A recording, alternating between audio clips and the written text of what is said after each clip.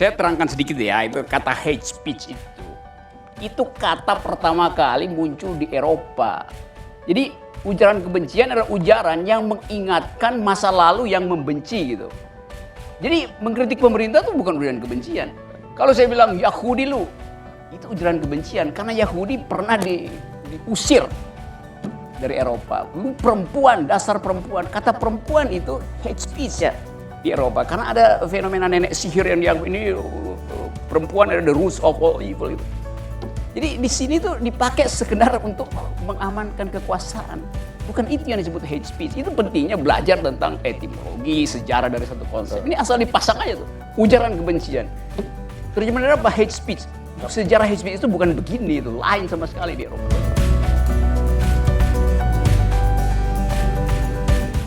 Ketidakcukupan SKB adalah ketika dia diletakkan di luar narasi proaktif seperti kata Ko dari tadi. Satu, ya. Kedua, saya sepakat bahwa mengkritik pemerintah bukan bagian dari ujaran kebencian pada seluruh negara.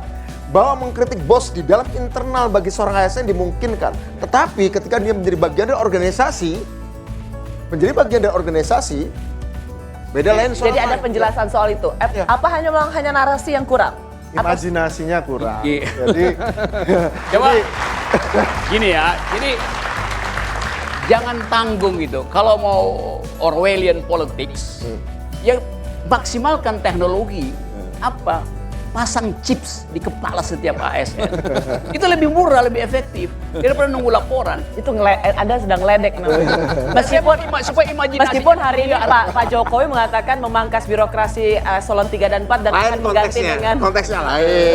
Itu konteksnya lain. Supaya sifat aturan itu, SKB itu compatible dengan 4.0 teknologi. Jadi pasang aja chips. Atau suruh ASN supaya buka WA itu speakernya dibuka supaya orang dengar. Rektor Universitas Lampung misalnya mengatakan bahwa cukup 3 saja definisinya. 1, dia eksklusif, dia merasa hanya kelompoknya yang benar dan kelompok yang lain itu tidak benar. Kedua, dia intoleran. Dan yang ketiga, dia ingin mengubah sistem negara. Itu harus memang dilaporkan. Ya sama, itu karet semua definisinya tuh kan. Kan pada akhirnya orang mau presiden, pemerintah ingin membuktikan bahwa ada. Oleh karena itu akan dipakai portal itu diisi dengan data palsu bahwa memang ada untuk membuktikan bahwa dia efektif kan. Itu kerjaan politik biasa, kerjaan politik memang jorok tapi itu pemerintah. tapi tidak mengatakan bahwa gini. Kalau setiap aturan entah itu sifatnya restriktif membatasi atau aturan itu sifatnya membuka akan dimasukkan data palsu, sebenarnya setiap aturan apapun ketika menyangkut manusia juga rentan terhadap pemalsuan data. Di era kebebasan juga orang rentan memasukkan akun Twitter, media sosial, itu kan bagian dari pemalsuan juga. Pemalsuan memanfaatkan kebebasan, sebagaimana juga ada pemalsuan memanfaatkan ketertutupan. Masalah begini, oke, kita akan menghadapi situasi baru nih. Rocky mengatakan konsekuensinya pasang chip saja. Itu diktatorial, itu totaliter. Loh, ini diktatorial yang soft, yang technological diktatorial. Ini lebih buruk diktatornya karena surat. Saya ingin mengatakan bahwa kita sebenarnya ada beberapa hal yang bisa kita bicarakan. Satu yang common sense saja.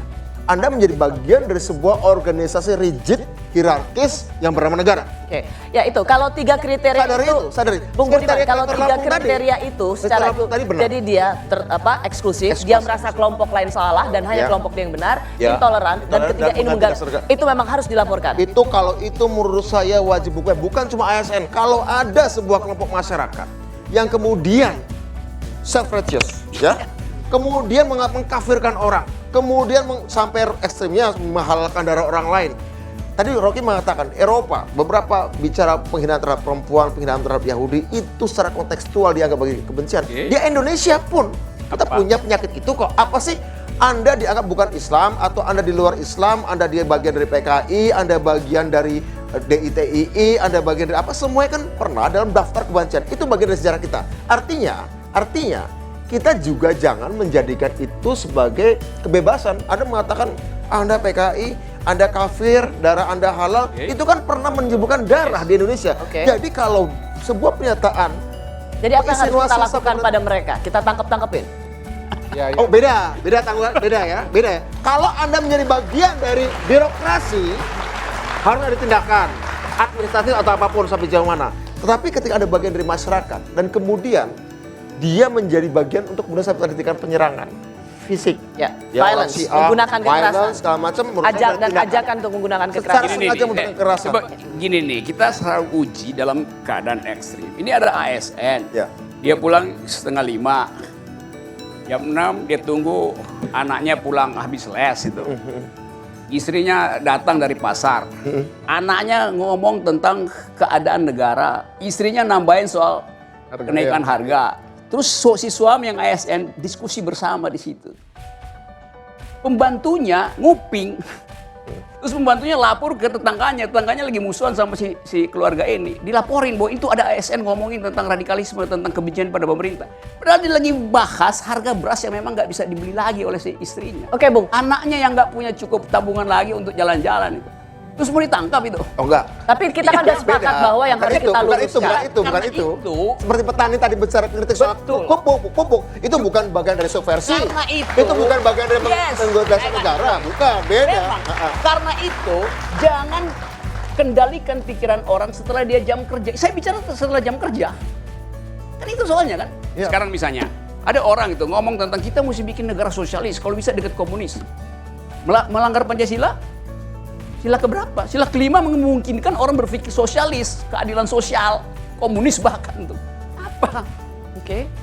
Tapi enggak, beda. Beda kan antara aspirasi Oke. yang dosa lebih adil atau apapun bicara tentang secara sengaja terlibat dalam sebuah gerakan. Gerakan apa? Satu, menganggap orang lain salah dan kemudian menciptakan permusuhan kan? Ini kalau saya Enggak, Saya menganggap saya benar dan sudah menciptakan permusuhan. saya lebih lihat persoalan cara. Iya. Melihat orang lain salah dan saya benar dan kemudian menciptakan permusuhan dan Bang Rocky, eksklusivitas. Ini buat ya, Bang Rocky, bentar. cara seperti ini sangat problematik untuk diterapkan dan saya sendiri menduga akan banyak problematika yang terjadi ketika ini nanti diterapkan. Jadi berkali-kali. secara ide sebetulnya kita semua sepakat. Saya sama dengan Bung Budiman, tapi saya tidak sepakat dengan SKB dengan cara seperti ini. Kenapa orang melanggar terus kemudian oke dia struktur, tapi kan kita harus mempertimbangkan problematika yang muncul. Betapa banyak akan saling tuduh, saling lapor, kemudian betapa rumitnya tadi atasan untuk memberikan pengadilan, apakah kemudian atasan juga berwenang untuk mengambil keputusan. Makanya menurut saya kalau ini adalah pelanggaran hukum, bawalah dia ke prosedur hukum begitu. Jangan menambah-nambah persoalan begitu.